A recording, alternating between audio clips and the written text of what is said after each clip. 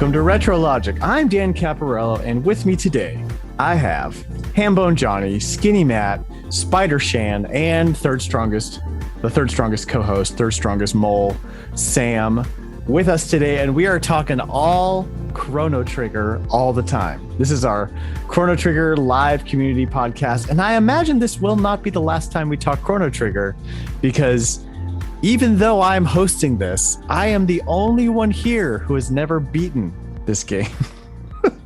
So there will be a part two. We'll call this part one. And I promise that someday we will do a part two as everybody here shakes their head in shame in my direction. But this is a good opportunity. This is good because we can learn, I can learn from you guys why, I can learn from you guys. That's the point. And so, as always, we're just going to jump right into things because this is a single game focused show and we don't have to do a lot of flim flam and ice breaking. We're just going to jump right in. So the first thing that I want to talk about with you guys, and the first question I have is, when did you first play this game? And if you can remember that far back, I know we're all like mid 30s, early 30s, higher than that. Some of us are way older than that. And so that's awesome. But if you could remember that far back, when did you first play this game and what do you remember about it being your first experience? And I'm going to go ahead and start with Skinny Matt. Go ahead. Yeah. Tell me about it. Oh, well, first victim. So if I can remember correctly, because, since I'm obviously old, the game, I believe, came out in North America in 95, probably, I don't know, August, September-ish. It's the Saturn in UK. I only know that because I saw it on Twitter today. So at the time, I was, the whole SNES, and I still only had the Super Nintendo. I know the 64 wasn't out yet and stuff. But anyhow, big into the Squaresoft RPGs. Yeah, they were still called Squaresoft. So what other Squaresoft RPGs had you played up until that point? Were you all about Final Fantasy and Secret of Mana and everything? Well, I started with the original Dragon Warrior in Final Fantasy on the NES. I owned Final Fantasy 4, or I'd still called them 2 and 3, 4 and 6. I don't remember if this was beforehand. Was Secret of Mana was before Chrono Trigger, I believe. I'm not see it all starting to blur back together. I actually beat that game with 2 other people with the multi-tap all playing together, and Secret of Evermore and stuff like that. So yeah. Secret of Mana was 93, so you're good. Okay. But anyhow, so I remember it was like seeing the ads and whatever magazine, whatever. Oh, I want to get that game, and of course, because back then you would get a video game for Christmas or your birthday, and that Christmas is when I finally got it. So awesome. And let's just say that Christmas Day, my parents didn't see me for a few hours. as it were as a kid on Christmas when you got a video game. Yes. That's why they gave it to you. What do you remember about Chrono Trigger impression wise as a young kid playing it for the first time? Do you have any lingering impressions that you can come up with? Or have you played it so many times that it all just blends together? It's more like it's been so long it all blends together. Right. The biggest thing is with that game is from the start, it's the graphics and the music. I mean, it's very cliche to say that about that game because that game's probably one of the standards of RPGs, especially at that time, or the entire system for that. Then you throw on top of that, as the game progressed, I don't know, I just remember the first time you get into a battle. And this was one of the first games where it didn't go to another screen. You're on the same screen. You're walking through the forest. Boom, the monsters come out. Or actually, your first battles with the robotic cat with his wonderful song. Was it El Gato? That's what I mean. Same as Gato. Gato. Metal joints. Joints. Yes. When did you get 15 points? Anyhow, we should Points. preface this and give Skinny Matt a break because it's been about 10 years since he played it. And since the last time I played it, I'm actually going to have to go dust out my Wii U because I still have it on the Wii Virtual Console. Now, sadly, admit last year I sold my SNES physical version. I had to fund this equipment in front of me, and I don't have a Super Nintendo anymore that functioned. Okay. So that's how I got this nice, beautiful monitor in front of me. It actually paid for that. That hurts, but I understand. I sold it for 180. I'm good. Solid. So Solid. Thank you, Matt. Thank you for that. As a super fan of this game, I'm really glad to have you on, even though you didn't play with us as we were playing in the modern age. It's still good to have that kind of perspective. So I appreciate you jumping in with us. Hambone Johnny, tell me about the first time you played Chrono Trigger. How did you get it? How old were you? And tell me a little bit about the impression that you had of it at the time. Yeah, sure. So I probably got it the first summer that it came out. My grandparents at the time were living in Florida, and once or twice every summer they'd come up and take me to Toys R Us, and I'd get to go down that awesome line of wall tickets, right? Yes. and I've heard, I was reading in Nintendo Power, right? They were hyping this up so much, right? This is going to be the most epic experience, right? So I went to the store thinking I'm going to get that because my grandparents had come up, and I'm walking down the aisle, and I don't know what it was, but the Secret of Evermore cover art I saw with that giant spider and his heart exposed. I thought that was so cool. And 11-year-old me was like, this seems cooler. I'm just going to go with this because I like this spider. And I got maybe 2 hours into that game and I'm like, I can't do it. Luckily, the grandparents came up a second time that summer and I rectified my mistake. Took me back to Toys R Us, went and picked up Chrono Trigger.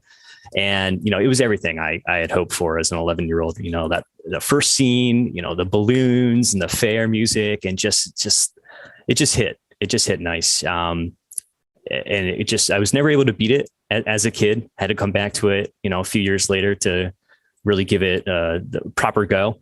But I just remember as a kid, just exploring the world. I thought it was so cool. The time travel concepts, everything was just awesome. That is great. So that's one thing about this game that I will say that I really appreciate is the time travel mechanics. It's not something that you saw in video games a whole lot, despite the popularity of that genre in our generation brought on by Back to the Future and stuff like that. So, so that's a good point that just that alone, if I had played this game as a kid, probably would have sucked me in hard. But instead I got Mario RPG. So it is what it is. Awesome. Thank you, John. Okay. So Shannon, your first go at Chrono Trigger, how old were you and what were your first impressions? I was probably, being just a touch older, I was probably early high school. And buddy of mine, funny you mentioned Back to the Future. We were obsessed with those movies, right? And he's like, and he wasn't much of an RPG player, but we had been reading about it probably in Nintendo Power or whatever. And he's like, dude, you got to try this game. You got to try this game. It's time travel. It's just like Back to the Future. Only it's not a Back to the Future game, so it doesn't suck. I think that was his words. And so he had gotten it, and he had let me borrow it. And I played it through just the one time at that point and thought, hey, this is great. I'm a big RPG fan. So, I really enjoyed it. Just got the normal ending. And then didn't play it again until, when it came out for the DS, when they remade it for the DS. Or actually, no, that's not true. For the PlayStation, I tried to play it and the loading times were just like, nope, not gonna happen. And then when it came out for the DS, I was like, I really did like that game. I'll try it again. Picked it up when it came out. Thank goodness, because now it's, would be really expensive to get. And I played maybe a couple hours is all at the time. And then it just sat in the case until now. So I was like, well, now's a great time to replay it. And so replayed it. And I realized I had forgotten a lot. It's been a long, well more than 10 years since I had played through it. So it was almost like a new experience again. And there were parts where I was like, oh yeah, I forgot about this, or, oh yeah. There were certain things I did remember, but at the time when I first did it, I don't think I really did much of the side quest stuff. And so I did use a guide this time just for the side quests, just to kind of, because some of them are a little like you'd have to stumble across them. They're not obvious, like we're used to in a lot of more modern games. So, but definitely enjoyed it again this time, although I probably looked at it from a little more critical eye than I had before. There's a few things I was like, I'm not sure who programmed that in or why they thought that would be a good idea. But we can get into that later. Yes, and we will, for sure. Great. Thank you so much, Shannon. And thank you for rocking that RetroLogic shirt. That's awesome. Look at that. Looks so good. You just look comfortable. That's all I'm saying. And then Sam, of course, last but not least, your first time playing Chrono Trigger and your impressions at the time. Yeah, this is another one of those that I first experienced because of the Wii Virtual Console. So I was also in my late teens. I'm a little younger than some of you here. But it was on the Wii, just one of those that I think on my birthday, I got like one of those, 2000 Wii eShop points cards and found one or two games that I wanted to try out. And then I still had Wii points left. And I'm like, well, what's a really good game that I never had a chance to play? And, took to the internet and was like, oh, Chrono Trigger, Final Fantasy. These are games I never had. Let's see what that's about. And the rest is history, as they say. Awesome. And so you weren't playing it around, like everybody else I've talked to so far played it on the Super Nintendo first and was, they had their childhood impressions of it. Do you remember your impressions as an early teen playing it in like the early 2000s, as it were? I liked it a lot. And interesting enough, because it was the same time I was playing Final Fantasy VI or Final Fantasy III, as we might still be tempted to call it, at the same time. So I was still very much comparing it to that as a reference point. And I would say then and now, I definitely prefer Chrono Trigger. And Final Fantasy III is a great game, but if I had to choose one. Fantastic. I did not play this game as a child, as you might have gathered already. This attempt is my first time trying to get through it. And so I'm not going to get quite so far into like my thoughts about stuff until the second half, because I really want to get a conversation with you guys about the game itself, and it's probably going to get kind of spoilery. So first, let's just talk about your most recent playthrough and what about the game. And I know, Matt, you didn't play with us in the most recent playthrough, so maybe you can give some insight into the game in our second half. But as far as this first half goes, in this most recent playthrough, had anything changed about your impressions as a kid? Like, is the magic gone, or is it better than ever? And I really want to know what you guys think about it as an adult. And I'm going to start with Shannon this time. All right. So first of all, where did you play it most recently? And then what were your impressions? So I played through it using the DS cart on my 3DS. And I still think it's a great game, but like I said, I'm maybe a little more critical. I actually found myself comparing it a lot to Final Fantasy VI as well, but not as favorably as Sam. I kind of found the opposite. I still enjoyed it a lot, but I found this time that I felt like the world and the characters were not as fleshed out as I remember. Like, the story is top notch. I'm not gonna lie there, but the world to me felt a little emptier. I don't know.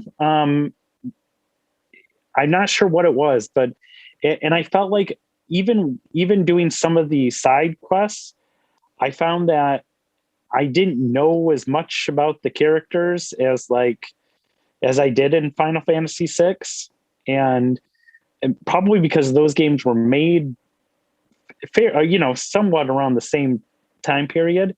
I just thought that they were definitely more fleshed out, and I enjoyed them. And I enjoyed Final Fantasy VI more, but I didn't notice it as much when I first played the game years ago. But as an adult, I found that I didn't like. I wasn't. I'm not ready to jump right back in and get all the different endings and everything, I guess is what I'd say now.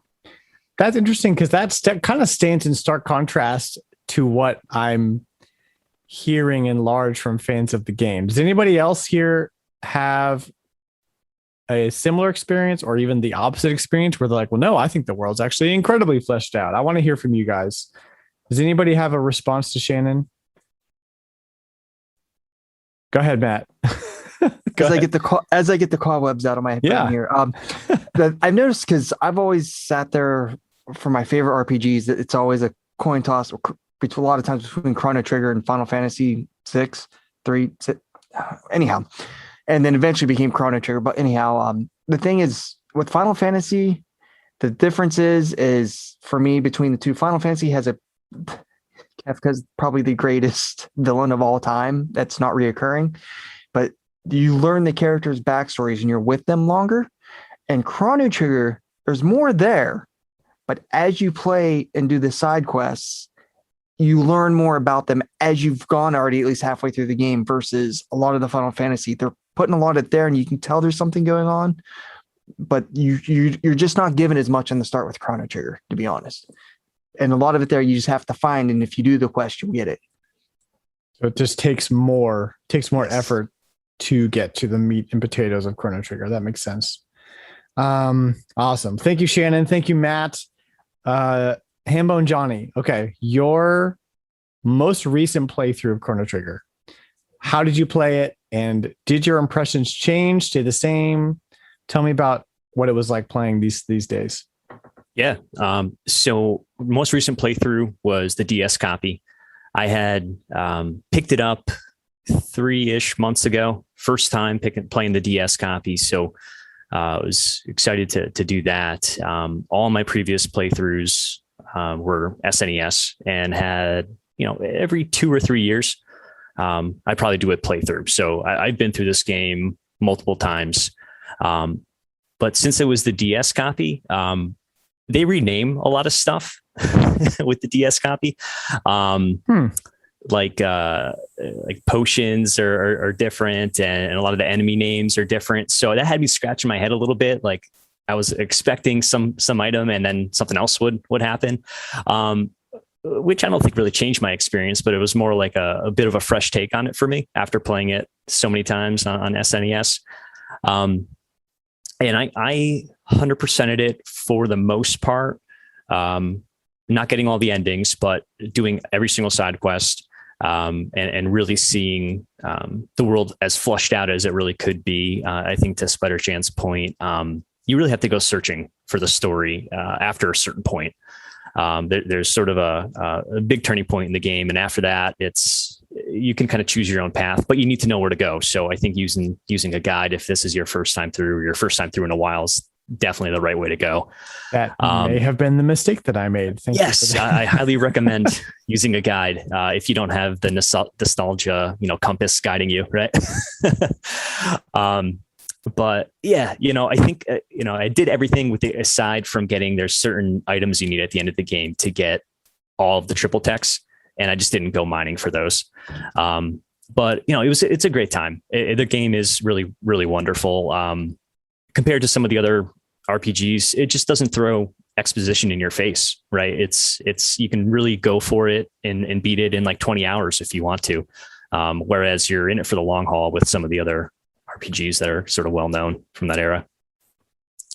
But okay. Yeah, awesome. Great times. So aside from the changes that were made from the SNES to the DS, which apparently are way deeper than even I was aware of, your experience is unchanged. You're just as jazzed about it as you were from day one. Yeah, I love that. This is my favorite game of all time. It's never going to get old for me. There is some bonus content in the DS version, which I was really excited to see and play through for the first time. So that was a cool experience for me to finally see something new in the game after whatever, 20 some odd years. So yeah, it was good times. Awesome. Thank you, dude. Good times. Okay. And then let's get Skinny Matt. Oh, wait, sorry. You didn't play it recently. Do you have anything to add to what people are saying? I just want to hear your voice a little bit. No, I mean, like I said, I'm still trying to get the cobwebs out, and now I just realized because I still have the game on my Wii Virtual Console. I'm gonna have to get a new battery for my gamepad and get that thing working again now. Get it. Stream that crap. That would be the plan. Awesome. Okay, Sam, tell me about your most recent playthrough. How did you play it, and how does it compare to your early 2000s experience? Yeah, so I played on the Steam version, which has not been well received, though I will note, to Square's credit, they put out 2 major patches after launch addressing a lot of the complaints people had with the UI, with the graphics, and it pretty much plays like the Super Nintendo. It looks like a Super Nintendo game now. It doesn't have a weird modern font superimposed over the text boxes like certain other remakes they're putting out now. But it does have all of the cutscenes added from the PlayStation version. And it has the content, like the bonus dungeons and things from the DS version. So it actually is a pretty good way to play the game. I understand why and people cheap. were upset with it. Yeah, it's $15, which, on Virtual Console, it was $8. But stuff on Steam goes on sale all the time. Wait for a sale. I think playing through it again just kind of confirmed my opinion of it. Especially on a second playthrough, I appreciate all the more that this game doesn't waste your time. It doesn't spend too much time setting things up. The plot is really well paced. You don't really ever need to grind, truly. You can skip lots of encounters.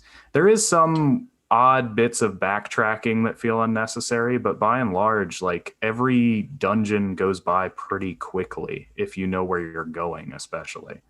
And I did find myself noticing some details that you miss, and I think it's very on the point to say this game doesn't explain itself to you much, but I think the detail's there if you want to dig for it. Without getting too much into the spoilers yet, but I think I pointed this out on Discord that one of the early quests in the game is to go to the past and rescue the princess. And later in the game, you have a trial where you're under suspicion for kidnapping the princess.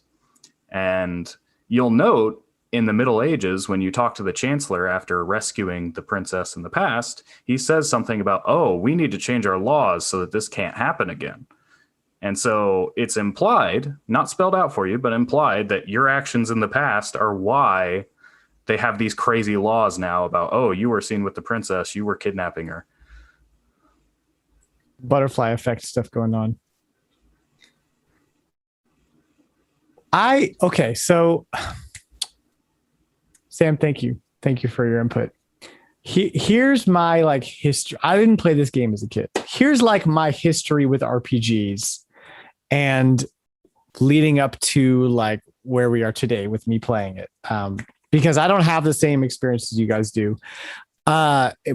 Obviously the name Chrono Trigger is famous amongst collectors and non-collectors alike, Nintendo fans, Square Enix fans. And I worked at a retro game store from 2008 to 2010, and the game would come and go at continuingly absorbent prices. Every time it came in, it would be $100 to $150, $200. It just kept climbing. And so it obviously was on my radar. I grew up with, I think probably my first actual experience with an RPG was Super Mario RPG. And then very soon after that was Pokemon. So Square or Enix, neither of them were on my radar growing up. I didn't play Final Fantasy. I played Dragon Warrior a couple times on the NES, and I liked it. But those like the names of the developers and who was developing things at the time just wasn't something that I was paying attention to, or, and I guess none of my friends around me were that into it either until Final Fantasy VII, when everything blew up, and then everyone was playing Final Fantasy VII. And then I played Final Fantasy IX, and for some reason never went back to those older RPGs until like very recently. So I'm sure that had Final Fantasy and Square been on my radar back then, this game would have also triggered for me. Mario RPG, what's feel free to butt in if you have something to say. No, triggered pun, sorry. Yeah. Triggered. Yeah. I'm sure I'm triggering you guys with my story. And so just having this like allure of this game around me for my whole life and never actually playing it may have sort of soured my experience a little bit, because I'll just go into a little bit now before we take a break as to like my experience with it is that the storytelling and characters are awesome. I love the graphics. I love what it does with time travel. I'm a super huge fan of that, of time travel in general as a narrative vehicle. All that's great. I have a couple of problems with the battle system. And I got to a point where I felt like the game was like, I got stuck. And I didn't feel any sort of like urge to push forward because I had been stuck there for so long. So, so let's take a quick break here. And when we come back, you guys can talk about how wrong I am about this game. All right. We will see you guys in just a second. Don't go anywhere.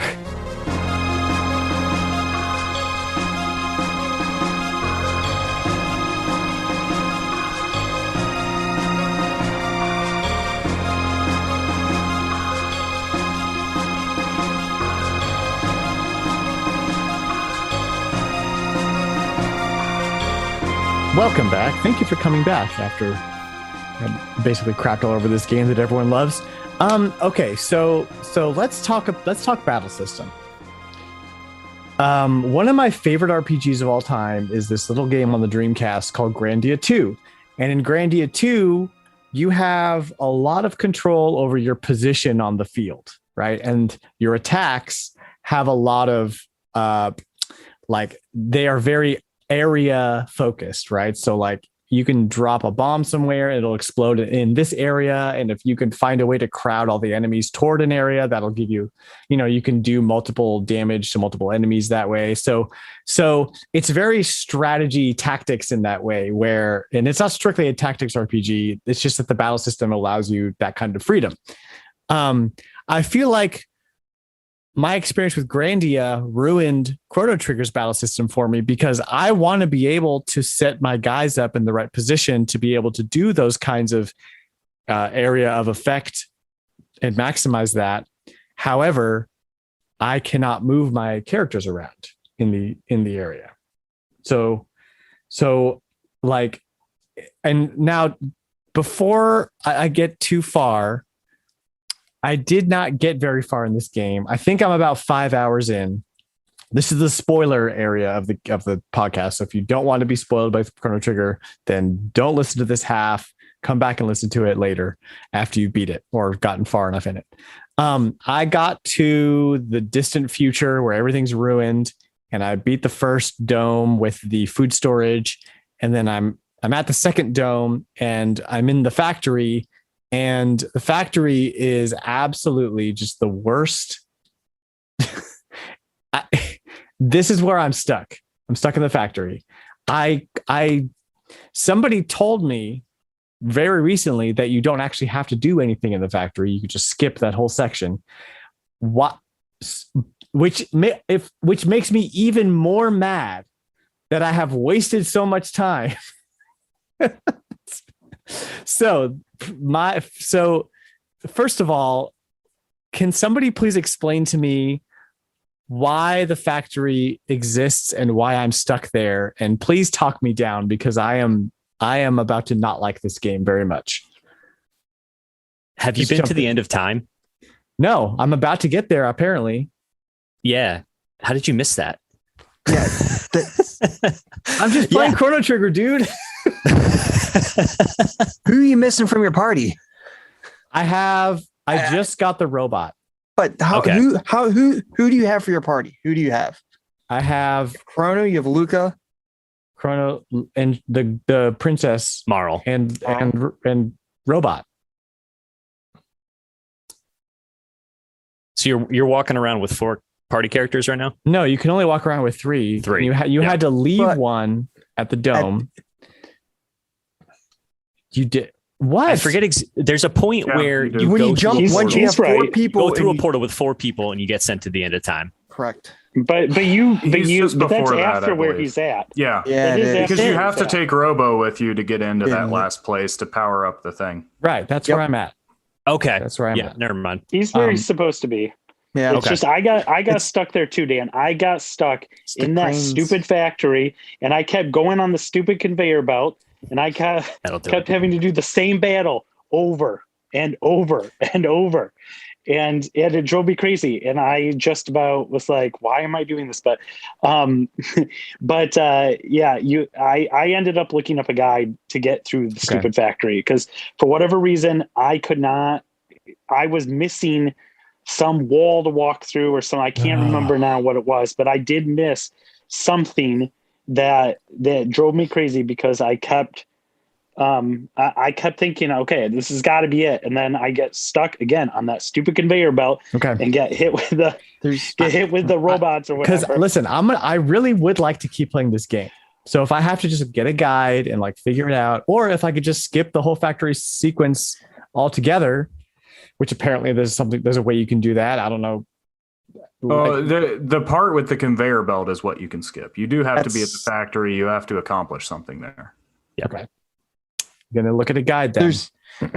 I'll be honest, you're missing something. You're missing either another entranceway, it's either a control panel or somewhere you have to put in one of the button codes Yeah. that changes conveyors. Yep. I have the codes. I remember getting stuck with that originally, but also when I first beat this game, there were no guides. So Yeah, exactly. But also I had way more time as a kid. So Mhm. I'm more frustrated now that I feel like I'm spinning my wheels, wasting my very precious limited video game time.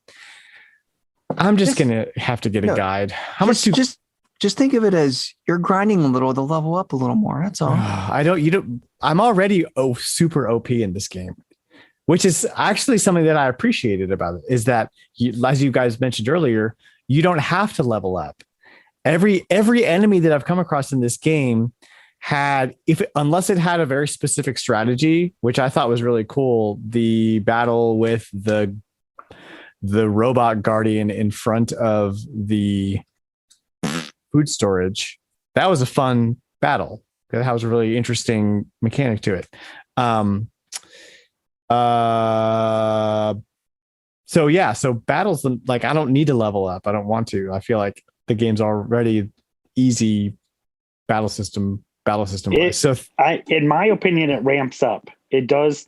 Like I Okay. never felt like I had to grind, but the further I got in the game, especially the last third, I found that the difficulty ramped up quite a bit.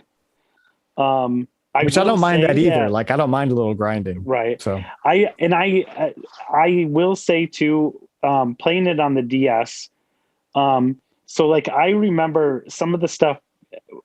Some of the times you'll be fighting an enemy, but there'll be a different part of the enemy you're actually supposed to be hitting. right. And so if you don't, when I was playing as a kid, I'd just be attacking the thing. I didn't know if I just pushed over, I'd actually be hitting the part I was supposed to. Well, and that's something that I like I about had the to DS figure that version. out, but 'Cause the on your DS, bottom it's just screen- listed, right? On your bottom screen, you can see a list of all the enemies, and like it gives you little hints in that way. And I know, and I think somebody put it on Discord, and I can't remember, but I remember as a kid too, the same thing they had mentioned was, later on in the game when you're fighting the lavospore thing, and Yep. you think you're attacking the shell, right? You think you're attacking him, but you're really attacking the shell, and you got to be hitting his face. But I remember being stuck at that for a while when I played it as a kid. But now it's like, oh yeah, it's right there because it's listed on the DS. Who do you want to attack? Mm-hmm. And so that was kind of nice.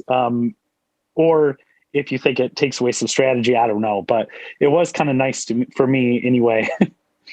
Yeah. Yeah, no, that I was me definitely- with the. Oh, sorry, Dan. No, I was just saying I definitely appreciated that part of the DS version. Yeah, I was gonna say that was me with the Lavos spawn. That's where I got stuck as a kid. I didn't realize you had to smack the face.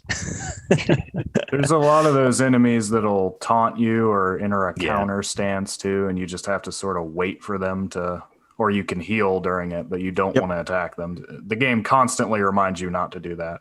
I think some of the Final Fantasy games with active time battle have done that, but they usually just kind of use it once and then you forget about it.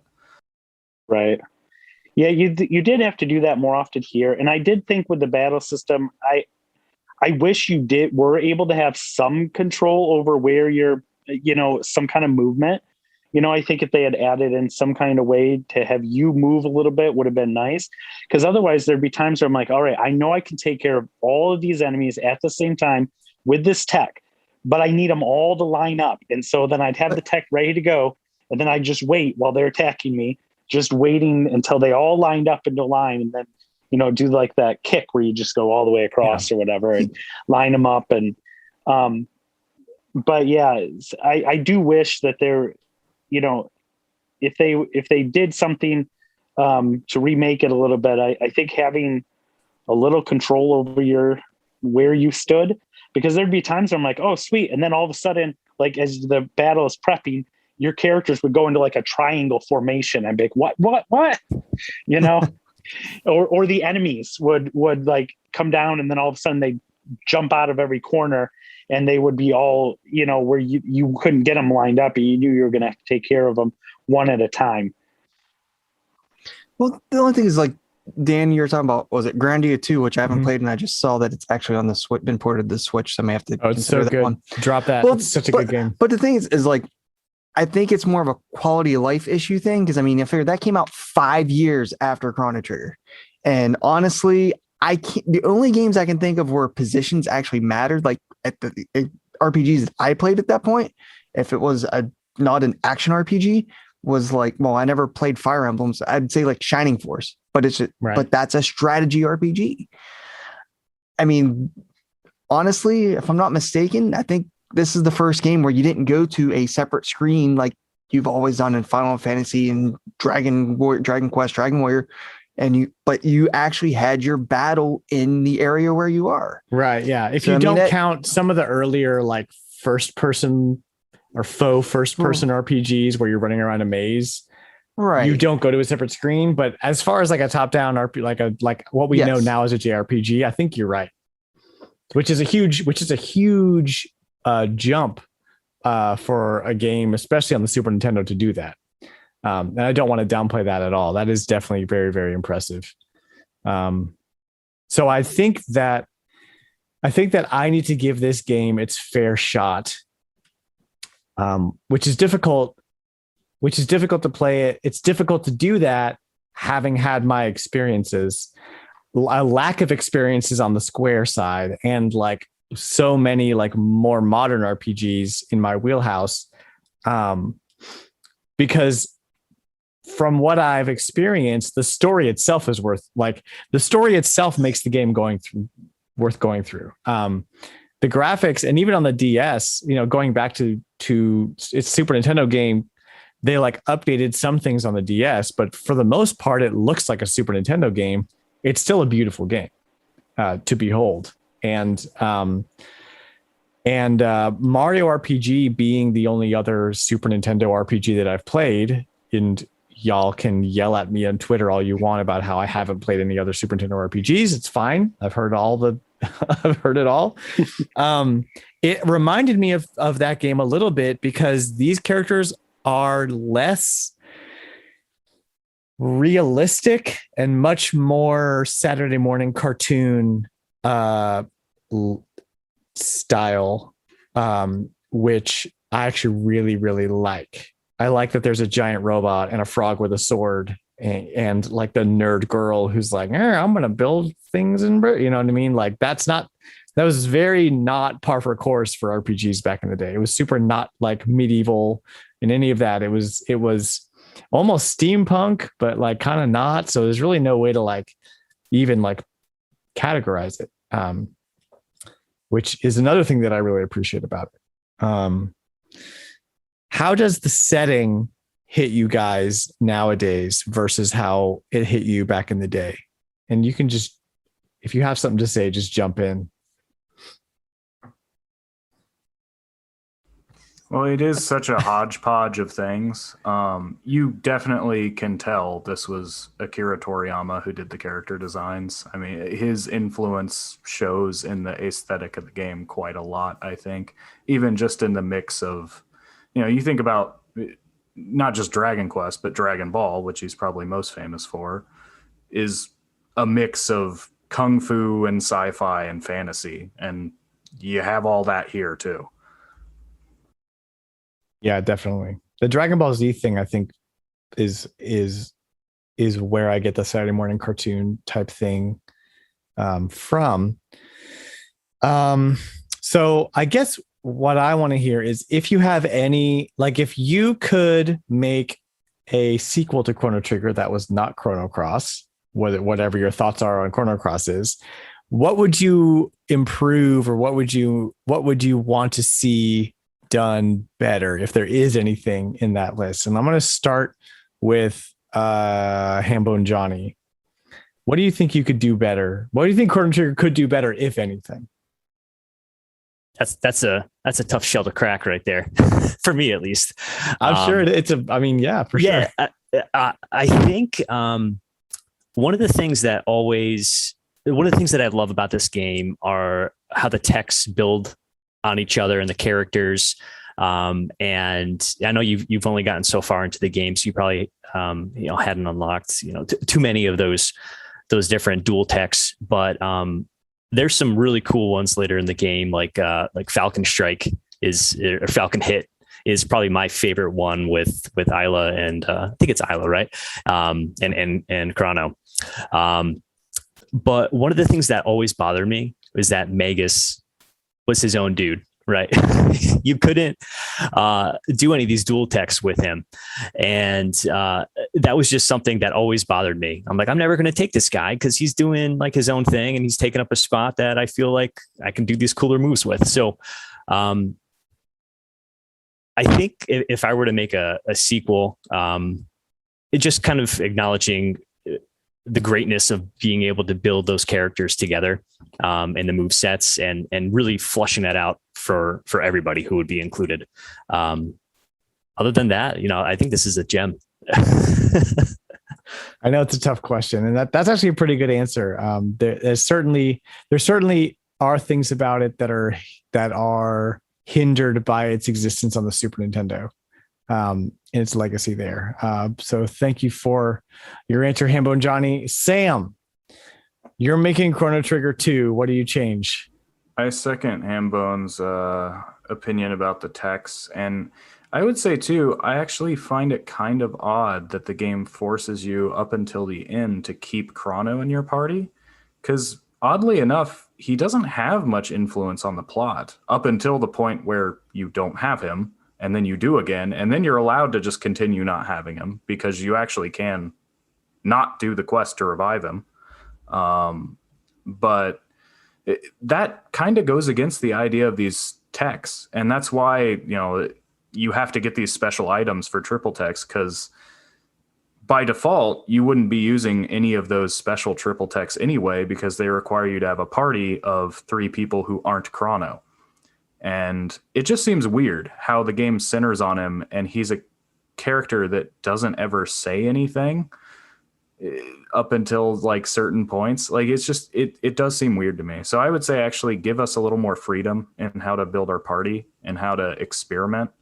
'Cause you also don't have a lot of choices for a lot of the game too. Like Luca and Marla are with you for most of the game, but like Frog comes and goes.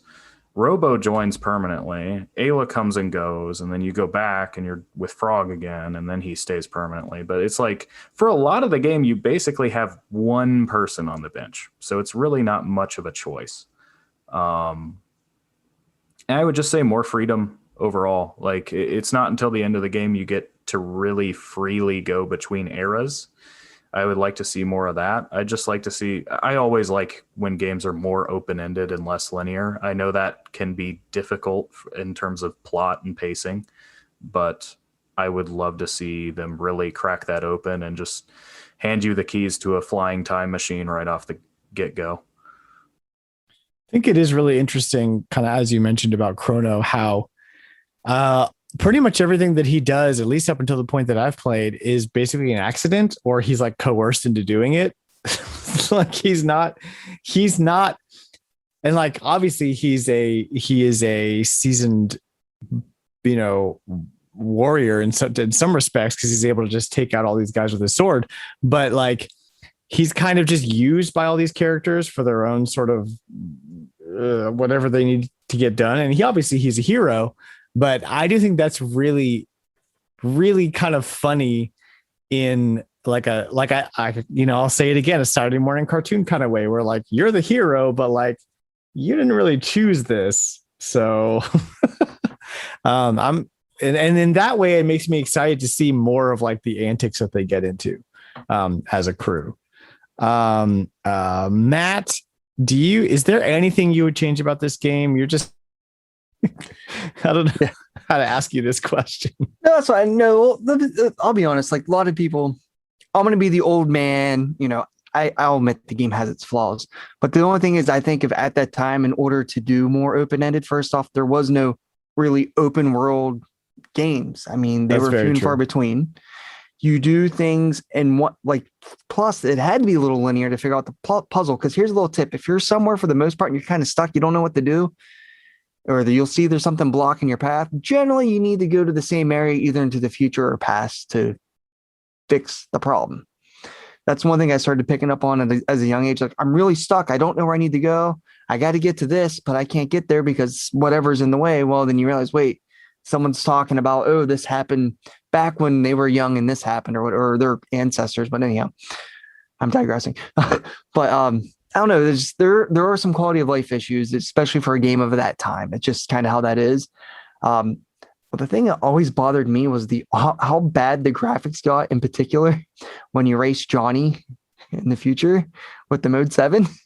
It gets so pixelated, so blurry.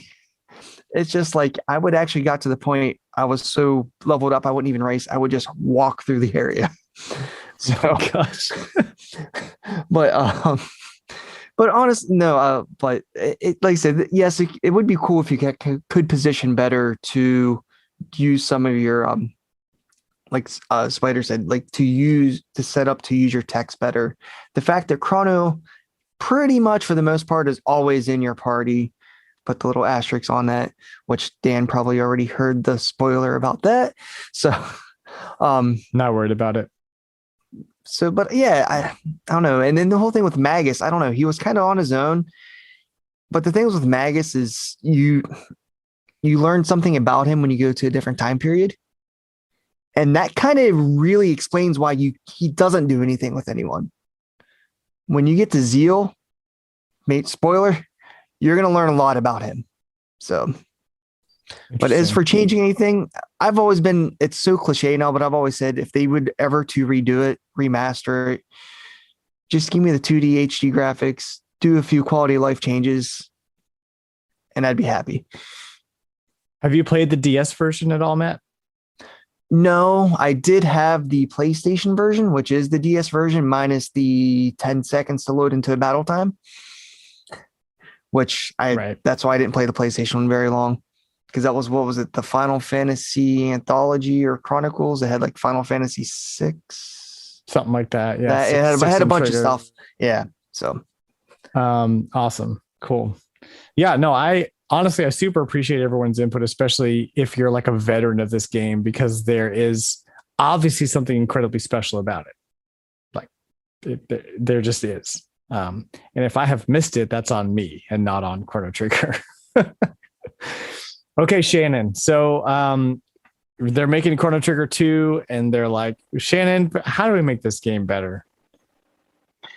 I think those moments the game really shines, at least for me, is that time travel stuff, that going back, changing something, and then, you know, in the past to affect the present or the future or whatever. There is some of that, and I think that's when the game really shines. You know, even some of the side quests, like the Robo side quest thing with the forest. So you can leave him with this lady who wants to replant the forest, and you know, then you zap forward 400 years, and there's a forest there now where there was a desert before, and you know, and then you just pick him up because he's a robot. So, you know, he's just sitting on some like shrine in this church, right? And so you just go and you turn him on, and he's like, "Oh, hey, it's been 400 years. Hey," you know. I think that's a lot of fun. And so maybe kind of like what Sam said, if you could get that, time travel, if you were able to do it a lot quicker, you know, instead of walking around to all these different time portals, you know, if you could get that, even if it didn't move through space, but just through time, I think would be a really cool mechanic and something that could really be cool to explore. I think the other thing is maybe just I could go with a little bit more to the story. I mean, the story is incredible, but you do need, especially if you're going to consider, I've never played Chrono Cross, but I did watch some videos after beating Chrono Trigger this week. And like, I think you need like a PhD to understand like all the different branches of like, it's like watching, what's his name? It became Kingdom Hearts is what you're saying. Yeah, pretty much. It was like, well, this, if you do this, or if Lavos hadn't done this, then this would have branched off, and that explains this in the Chrono Cross and stuff like that. I think the other thing though that I would really want is maybe a little stronger villain, because I mean, for most of the game you think Magus is the villain, and then, you know, at a certain point you can choose to fight and kill him or walk away, and then he'll be like, "Oh, hey, wait for me," and join your party. You know, but I think that Lavos as a villain is to me, I don't know, like he's just more of a force of nature. Like he's just like something, this alien, basically. It's, unless I'm missing something from one of the other endings or from something else. Matt's shaking his head like you are missing something. No, okay. You're not. Okay, never mind. Okay. You're right. He's basically a force of nature, like alien parasite, right? That comes, hits the earth, like causes like practically an extinction level event, burrows down into the earth. And then people are like, "Hey, this power source," you know? And so like, I don't know. At the end, I thought maybe the queen was really the most villain of any person. Lavos didn't seem to really have much of a personality. Like, I mean, he wasn't like, "Hey, I'm going to take over the universe." He was just like, I don't know. In my opinion, it would have been nice to get like some kind of something that was really controlling, or that it had more of a sentient nature to it. But maybe I'm just missing something. No, I think that's a great point. You mentioned the Queen Zeal, right? So I think that character gives you that sort of personality and that human connection that you're really looking for, and sort of the big bad, and maybe to a lesser degree Dalton. I hate that guy. What a jerk. Is it true that he actually comes back in Chrono Cross? I've never played Chrono Cross, unfortunately. Okay. I haven't either. Has anybody played Chrono Cross? No. Here? I will mention nobody's brought up Radical Dreamers yet either, so that's something to research. Yeah, that came up in the video that I watched. It was like a 3-part video. They were all like, 20 to 30 minutes long too. Like, I mean, that's how in depth apparently this gets when you add in the Chrono Cross and I will say the DS and probably the PlayStation, if you could stand to sit through it, the video confused me more than anything because apparently the videos were trying to. I don't see any mention of Dalton in Chrono Cross. He's only in Chrono Trigger as far as this wiki is concerned. So there's an answer for you. I thought I had heard that he somehow made some, but anyway, maybe it's a secret. Who knows? Maybe. The video, from my understanding, is supposed to help bridge the gap to Chrono Cross on PlayStation. But it confused me because and I don't know if none of you have gotten to the end of the game with the videos. At the end of the video, it ends with Luca finding a baby with the locket in the woods. And I was like, oh, who's that? What's that? And it doesn't, that's it. But apparently that's a big point in Chrono Cross. And so, but without having a remake of Chrono Cross, I'm not sure that I'm going to pick it up and play the PlayStation version. It would be nice if they maybe re-release that with some quality of life or something. I mean, because it seems like the story really does, like, I'm interested in the story, right? But am I interested enough to try to figure it out in Chrono Cross? I'm not sure. People get upset at Nintendo for not re-releasing things, but you look at Square Enix and you're like, your library is like arguably as good as Nintendo's, and you're doing less than they are with it. It's true. It's very true. I mean, especially when you look at that SNES era library for them. Everything besides everything Final Fantasy, especially. Anything besides Final Fantasy. Final Fantasy, right. I mean, even when they do that, they're screwing it up now, we learned. So true. That's true. Maybe we don't want them to do it. I don't know. But it's just, it's disappointing that they re-release this and then it's got more story in it to tie it into something. But if you never play Chrono Cross, it seems confusing at best. That the cutscenes, the end cutscenes, I should say, the cutscenes during the actual story were kind of badass. They looked really cool. I thought they were great. But the one at the end of the game just really was just trying to set up Chrono Cross, I guess, and so it just really confused me. I was like, what are all these things going on? I've never played Chrono Cross, and the thing is, from my roommate in college played it, and from what he was telling me, it's which everyone says, it's not a direct sequel, it is a spiritual successor. So that was kind of that ending with that you're talking about was shoehorned in, if you will. I'm gonna use that term on. I don't think it was on the PlayStation version, but it was shoehorned in at least on the DS version. And okay, all right. So but then, so watching these videos, and I'm just gonna go deep spoiler. Then it sounds like Chrono Cross, the villain that you're trying to stop, is Magus' sister combined with Lavos. So it would tie together, I would think.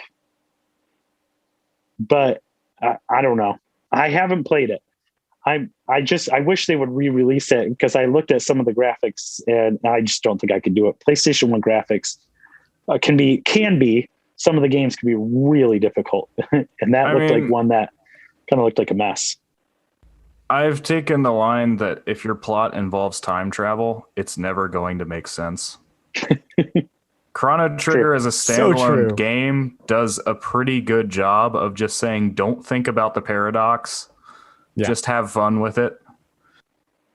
Yeah, for sure. Right. And that's where it's a lot of fun. I did really enjoy that. I one more thing, I guess, and then I'll shut up. Somebody else can talk. But And I'm going to talk. I wish that they would have take out, just don't even bother. And this is true not just with this game, but some of the other ones, some of the Final Fantasy games have stuff too. Some of the active real-time game or like mini game type stuff, but it's dependent on plot.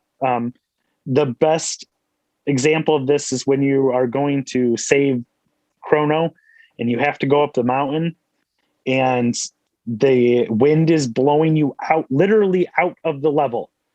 And so you have to reach a certain tree. There's 2 trees you have to reach, and you have to line up your characters just right to be protected from this wind blowing you back off. But if you ever try in Chrono Trigger to push up against something, your character tries to move around it. And so you have to time and get it just right to hit that tree trunk, or you'll get blown out of the level and have to do it again and again and again. So that was just a little pet peeve of mine. I'm not quite sure who thought that was a good idea. Either give me more trees or just take it out completely. Real quick, they did give you more trees when you planted that forest. No, I'm kidding. Oh my gosh. No. It all comes around. That would have been crazy. It all comes back around. Well, although it does, the trees come from, basically you have to get little mini dowels, and they somehow go up and they plant the trees for you or turn into trees. I don't know. That was a little. Yeah, the guru programmed them to do it. Right. I don't know how he did that. They just just wider turn trees. into a tree. So wider trees for sure would fix that. Yeah, wider trees. There you go. So let's do this. Normally at the end of one of these episodes, because some people who play the game, it would be their first time playing it, but since that's not the case here, what we're going to do, because we'll do like a thumbs up or a thumbs down if the game is worth playing, which this game is obviously a thumbs up for everyone here. Where in your top 5 does this game sit? And we'll just do a quick round of that. Just hold up a number on your hand. Where does it sit? 1, 2, 3, 4, 5. Number one for top RPG or just all game of all time? Game of all time. Oh, All time. Number 1 for Matt. At most 5. 5 for Sam. Shannon, what do you got? I mean, it's less than 5. I mean, it's more than 5. All right. It's like, but it's a great game. Fair enough. Well, listen, guys, we are about to wrap things up, and I really appreciate y'all sticking it out and talking some Chrono Trigger with a guy who played it for 5 hours and wasn't having a good time. I think you all kept your composure well, is what I'm saying. So thank you all. I really want to thank Sam, my co-host on the Retro Logic podcast. And also, obviously, the music was amazing. Thank you, Johnny, for pointing that out to me. And I want to thank you, Hambone Johnny, awesome community member. Skinny Matt, just an all-around great guy to hang out with, also a community member. And Shannon, also a community member and cool dude. So that being said, thank you for listening to the Retro Logic podcast. We are proudly part of the Nintendo Dads family of podcasts. If you like what you hear, come check me out on Twitter at Retro Logic Games. You can also jump into the community that you're listening to. We all love video games. We love chatting about them. Come on and join in. You can find the link to our Discord in my Twitter bio, and you can find everything at the website retrologic.games. Thanks for stopping by. We will see y'all on the next one.